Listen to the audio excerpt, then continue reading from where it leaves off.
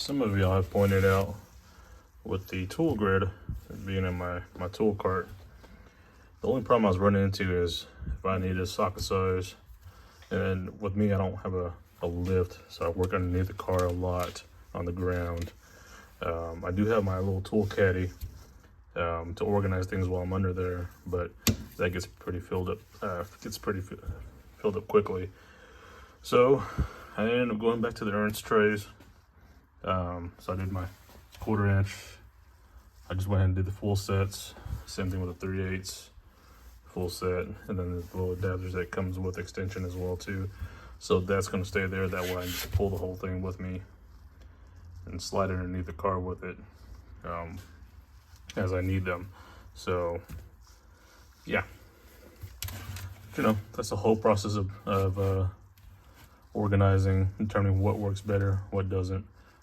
So I, you know, as much as I enjoy the tool grid in the cart, I'll leave those there for other specialty sockets that I think I may need, but for my main drive sockets, and then primarily being metric, I'll leave these on there.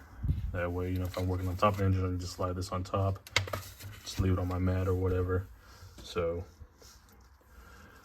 but this should work out. You know, you're always looking for efficiency, so that's what I'm gonna do. So I picked up these aftermarket oil catch cans. I'm gonna run it in that PCV that runs from the end of the valve cover to the intake. I'm see how that works out for now. This was an extent. I think this is a. I'll have to look and see how many millimeters this thing holds, but let me go and get this assembled. So it does take an size 8 millimeter for this bottom portion. It comes with a drain valve. It's a 3/8 drain valve. So let's go and get this on there. Okay, got the drain valve on there. Just overall construction. Got the baffle. So you got an in and you get it out. All right, so here's the PCV hose I'm gonna utilize. I'm gonna take these connects off. So looking at the fitting size, it's probably gonna be similar to this one. So I'm gonna need a hose that fits this barb right here, this fitting. So I'm gonna have to run down to the auto parts store and find a vacuum hose that'll fit this. All right, so I got some more hoses from the good old Amazon. Let's see.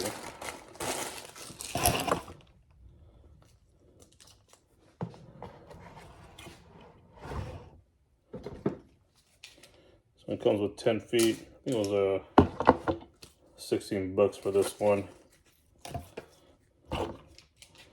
Let's make sure it fits.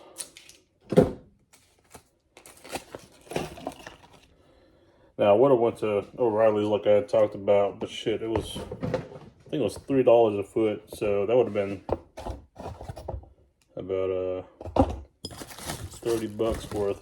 I don't need 10 feet, but for the price, you know. All right, fits perfectly on there.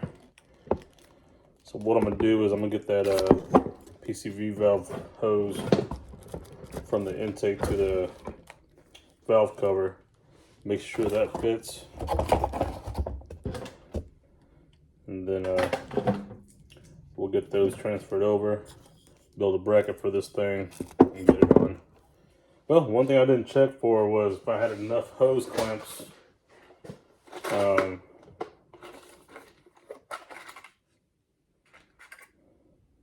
It looks like they're a little bit too small for this hose, and then these warm drive ones, I really don't particularly like running these.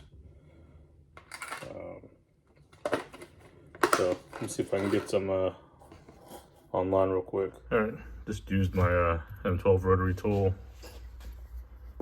So basically, kind of slid into the plastic, so it doesn't take much. It's not very thick. Okay, slid enough. I slid a screwdriver in there before it cut through. and then this just comes right off. So let's go ahead and come over here.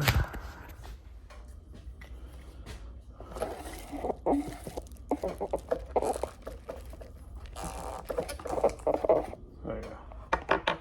That'd be a nice good fit there.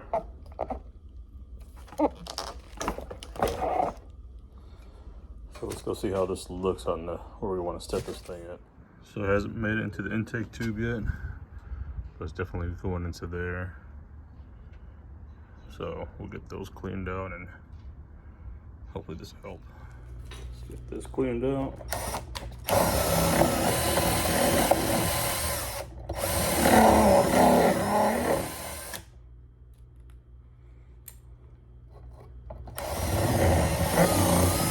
It's just a nylon brush.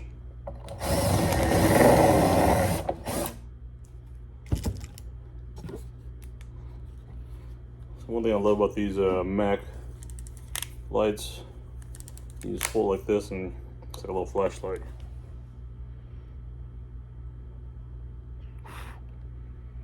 All right, so that side's good. You can kind of see the residue on there. So I've already kind of sprayed it out with some brake clean. And then we'll do the other side.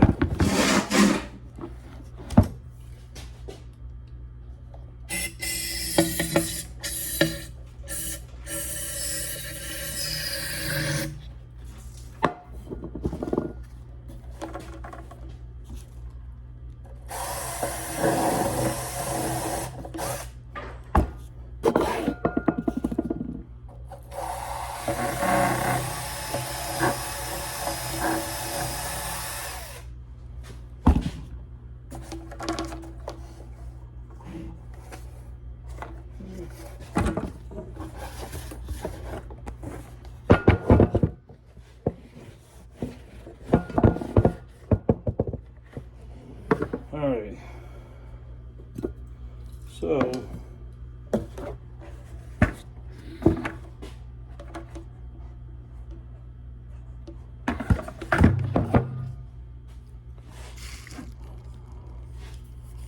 my plan is to kind of mount this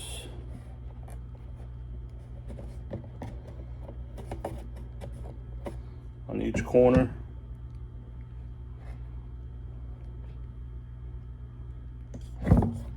I'm wondering how well it'll hold the weight.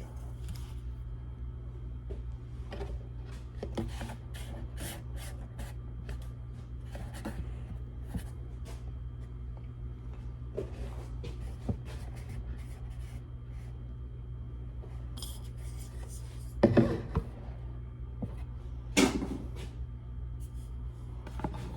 see.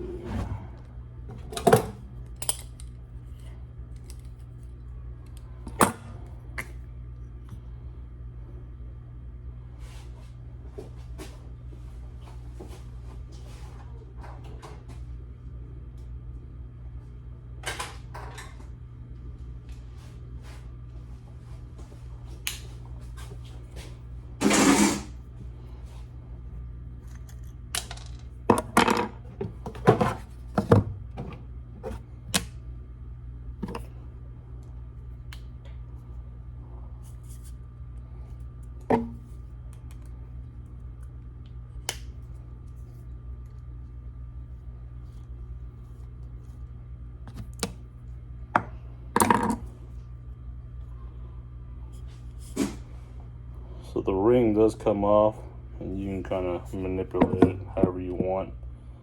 So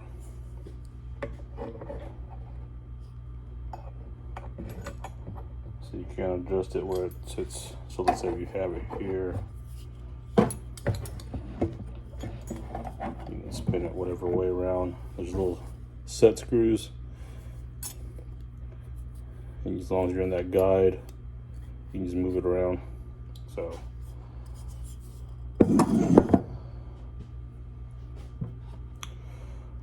what I'm going to do now is use my bench vise.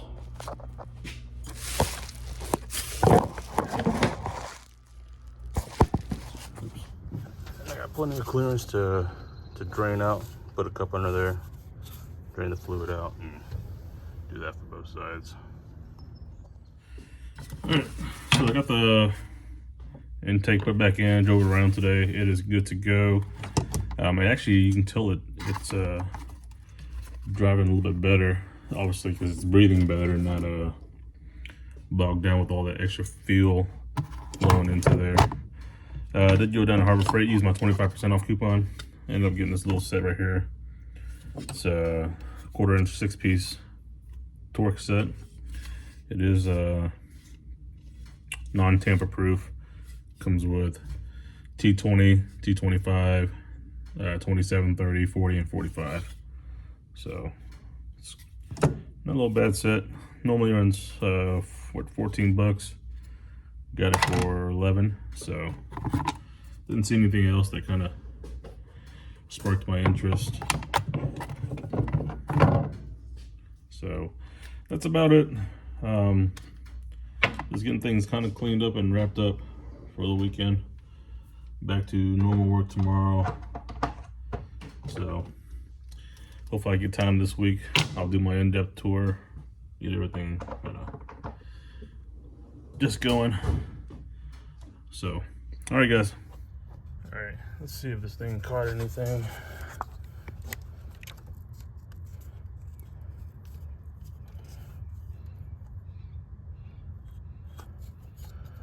So far, pretty dry. Nothing came out. Morning, everybody. Just a quick video update. So, weather's kind of crazy this week. Yesterday was in the 90s, or the day before. So I was wearing shorts. Well, I'm still wearing shorts right now, actually. So, little tool haul. Pretty faced to that. So this is my main code reader. It's by Launch C Reader. What's that? 629. And this one actually has been very good. I've been using it for a few years now, and it does pretty much all the basic functions. It does do steering angle resets, which is the main reason why I got this one, especially like for Nissans when you unplug the batteries and you have to reset it. But majority of the time I don't do too much diagnostics. Something I've been getting into, but I also wanted to eventually upgrade from this. So we'll flip you all around real quick. All right, so you're gonna notice two boxes, obviously. And the reason being is because I wanted to figure out what the difference was between the two. Now, this is the Topdon RD10, and none of this is sponsored. I didn't get these for free. I ordered both. One of them will eventually go back to Amazon, which is where I ordered it from. They do have coupon codes on them right now. But this one specifically didn't have a lot of information online. When I say information, didn't have a lot of reviews yet. Whereas opposed to this one did. Pretty good reviews on both. But I wanted to see what features were different between the two. So I'm gonna plug them up to my vehicle, get them powered on, and see what all differences between the both of are. So let's go ahead and open these up. So we'll start with this one right here. This is just the regular RT Diag 600, where this one is the S. Now for this one, they actually said it was an upgraded model. And if you look on the website, the previous generation, this right here was kind of a grayish color. Now it's got the same body as this one, so that's why I was kind of wondering between the two. So it says it's a mid-range diagnostic tool. Doesn't say much back here.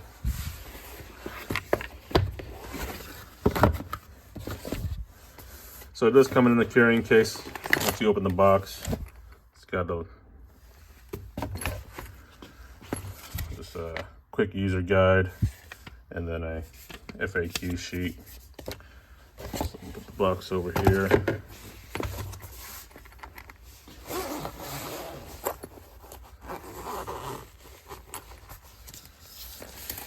And then once you open it up, you have the tool itself, the cable,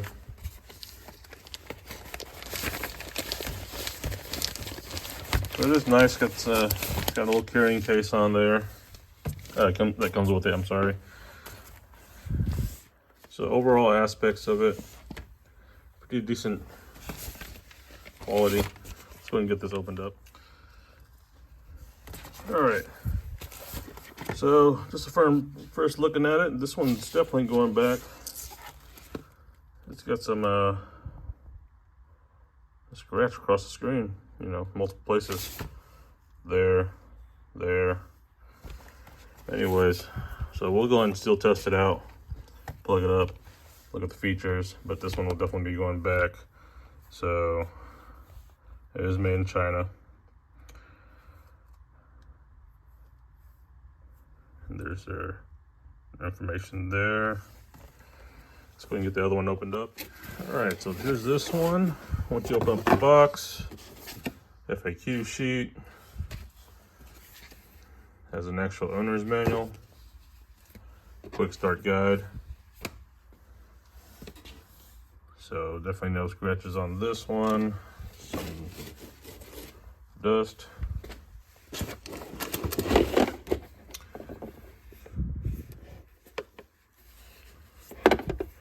Now if you notice on the other one, let me pull this one up.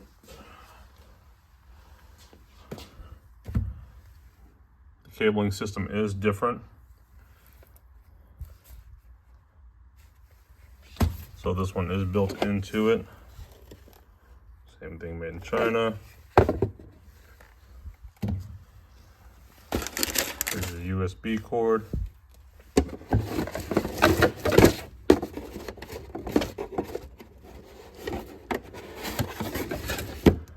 This one does not come with a case. So if any of you are looking for a scan tool, or a scan tool that has a case with it, the 600S does not come with one. All right, guys. So we're gonna go take these outside to my truck, plug them in, see what differences there are feature-wise. As far as size, they are pretty similar. The S on top here is a little bit narrower in terms of the body length itself. Width-wise, they do seem like they're the same. Screen sizes do look pretty much similar. So we'll go ahead and check it out, see how it works. All right, so I got the regular AD600 plugged in right now. Once you plug it in, it does power up.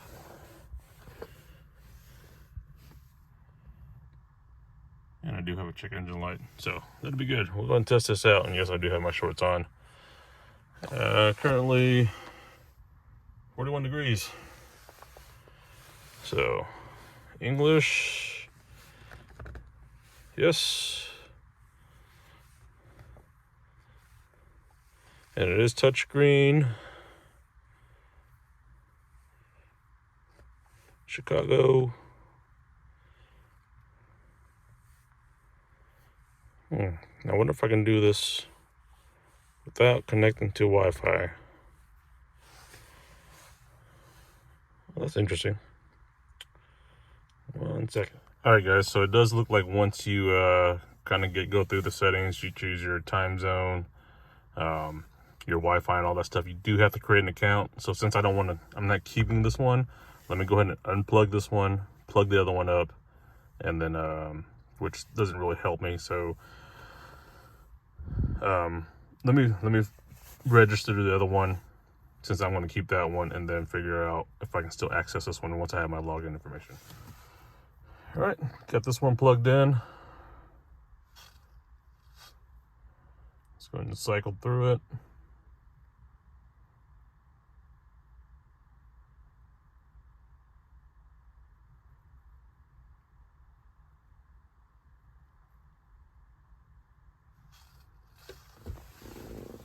Looks like the other one's powered off.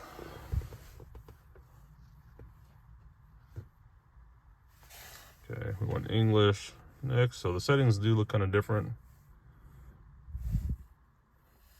Let's choose our time zone. Where is Chicago at?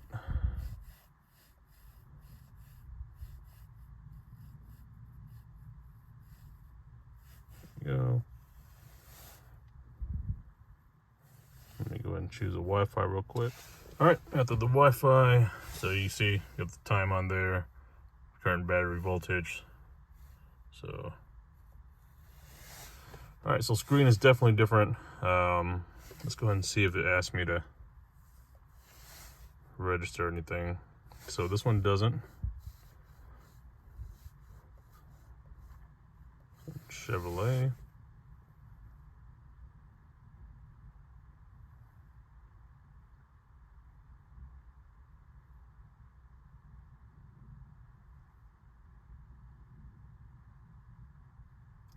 So I'm kind of curious why the other one's a little bit different. So let's go ahead and shoot automatically search. Oops. Let's go back. Automatically search. Yes. Okay.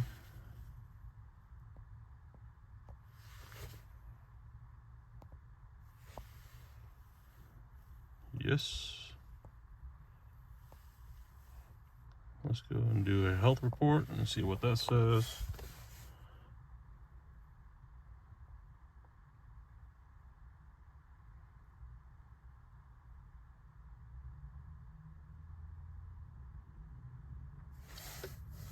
So let's enter that one. See what our issues are there. Okay, let's read fault code.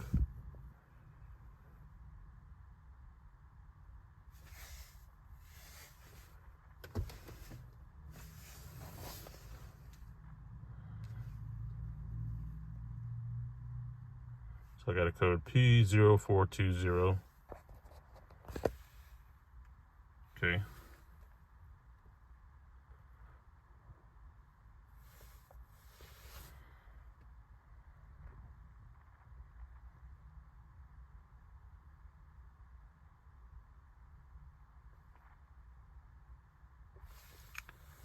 Okay, let's see what that says. Camshaft position system performance.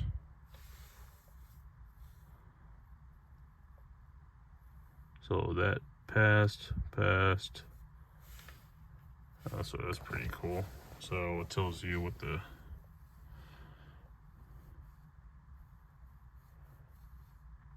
status is on each.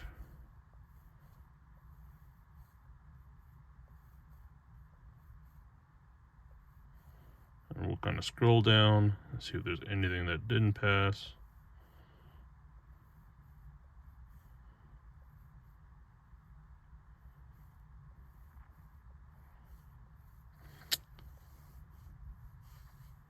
So let's go back.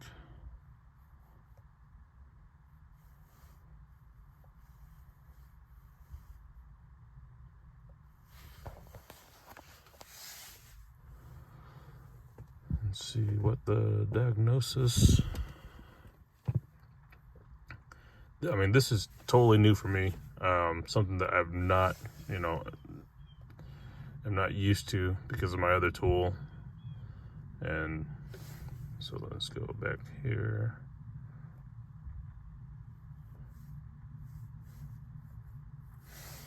Check.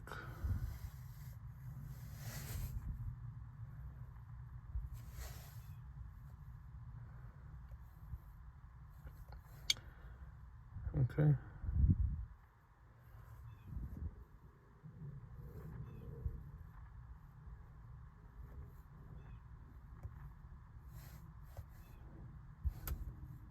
So we're gonna go back to the home and see what else they got.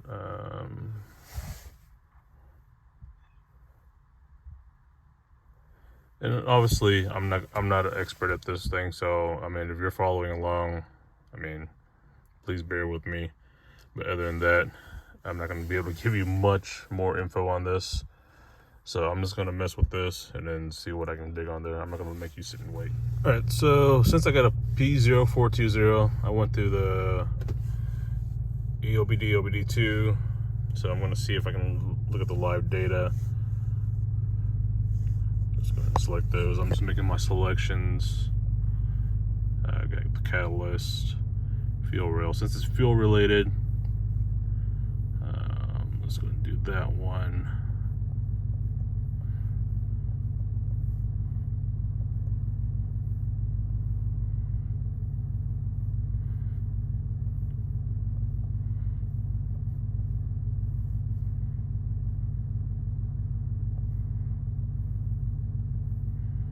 Okay, we'll do the oxygen sensors.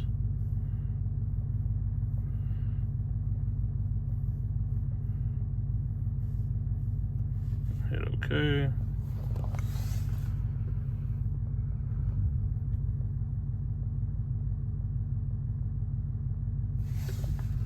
And it does tell you your standard ranges, so let's see if there's anything out of the norm besides the other one up top.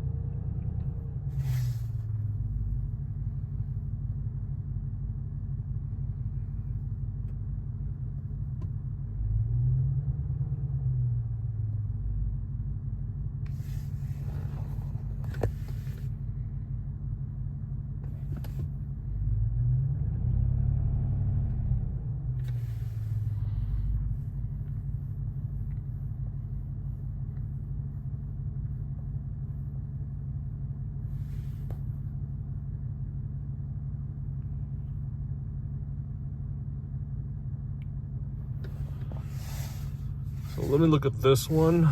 So that one does seem to be above the standard range.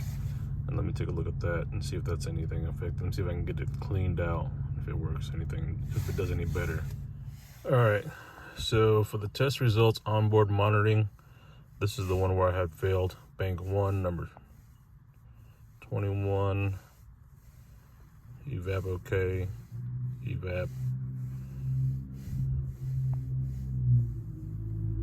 no misfires on all 8 cylinders. So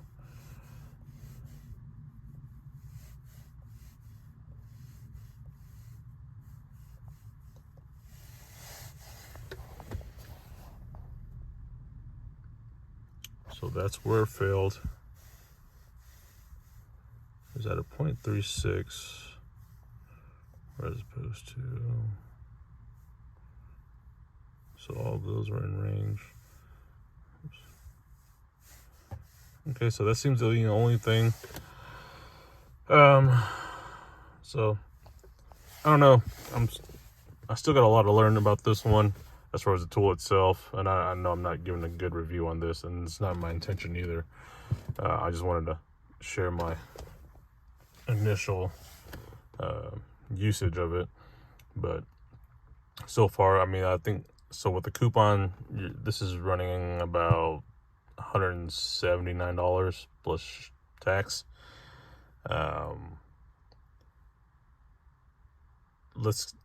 Let's plug in my other one, my normal launch C-Reader one, and see if there's any differences to make it. I think I paid like $100 for the other one, and I've been using that for the last 7-8 years or whatever. So not a lot of features on this one. You just reset BMS, oil, steering angle sensor. So let's go ahead and go back. Let's read my codes.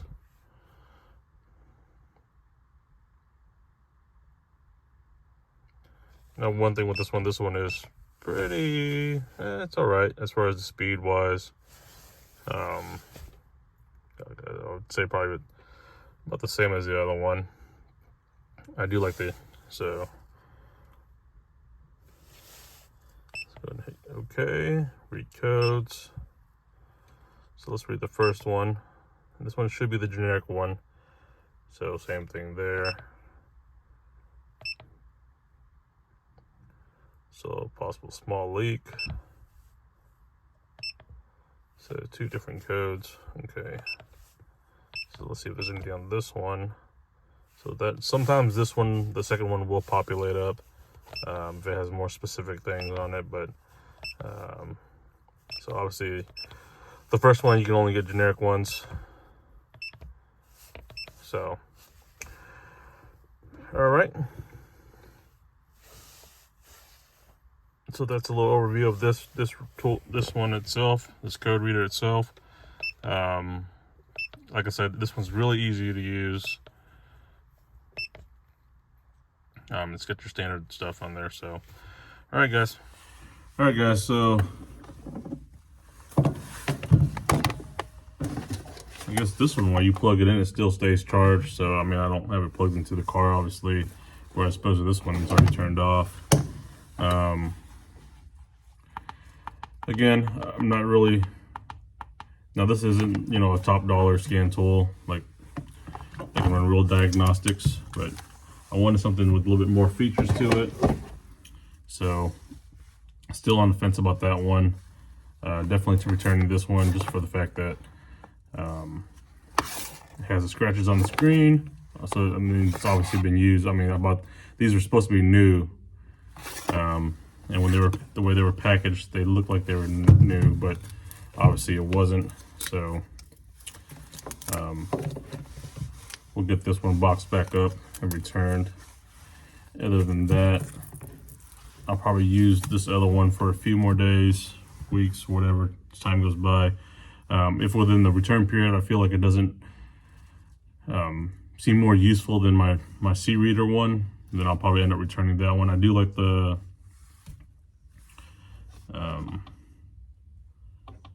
separate where you have the ECM, TCM for transmission ones, so you can go into selection in both. But I want to see if there's any more differences between the diagnostics and code reading and live stream data.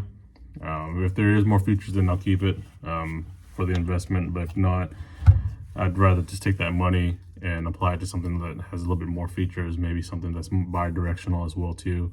But then, you know, you're starting to jump up in price wise, and that's something for me. As far as what I do, I don't need something that complicated or in depth. I wouldn't say complicated, but something that has more. You know, when you're getting into a little bit different stuff. So, all right, guys.